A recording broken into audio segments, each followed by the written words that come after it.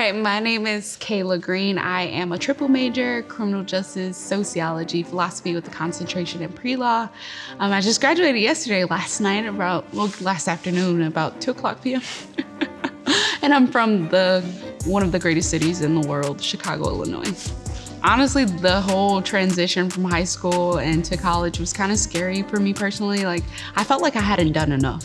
And then I had this coach calling me every day. And I was like, you know what? Let me pick up the phone and talk to this guy because he has to be calling me for something. Coach Craycraft is like our lead distance coach as well as the head coach here. So it was really just important to me to kind of transition to a team that emulated a family because I was really accustomed to that in my high school. So he's also a former attorney as well. So that knowledge of law really oh yeah, this guy could be really helpful, and he has been so great. So it originally started as criminal justice as my major, sociology was my minor. And then my sophomore year, I was like, well, I might as well keep going. So it became criminal justice sociology. Then I met Dr. Money. And Dr. Money, if you ever get an opportunity to take a class with Dr. Money, I 10 out of 10 recommended it. And then I was like, I need to be in philosophy. I want to go to law school.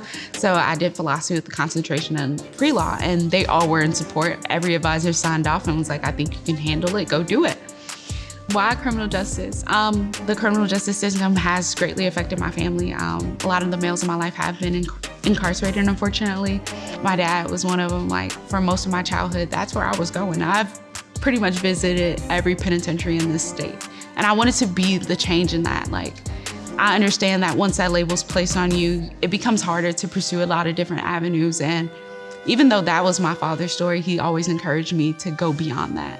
I'm surrounded by a lot of men in my life. So my brother and my nephews, I've watched them lose friends, unfortunately. They're either dying or going to jail. So I felt like I had a responsibility to my community to ensure that people weren't ending up here or staying here for the rest of their lives. I'm a big proponent of re-entry programs, and I want to help people be acclimated into society. I understand sometimes life puts us in a position to where we feel like we only have certain options.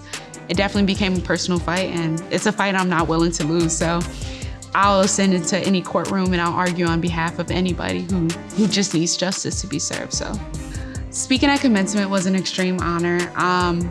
This is gonna sound crazy. At the beginning of the year, I have this little prayer journal and I write everything down.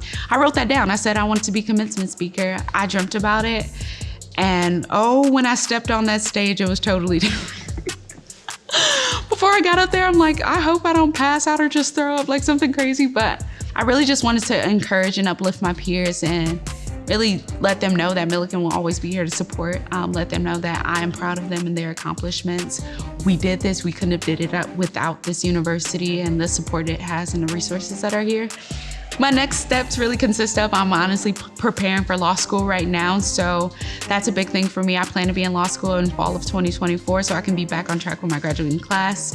Being out of school and out of a lot of the leadership roles that I'm accustomed to, my schedule is about to lighten up and I don't know how I'll do with that, but I think it'll be nice to just be able to wake up and just chill for a change.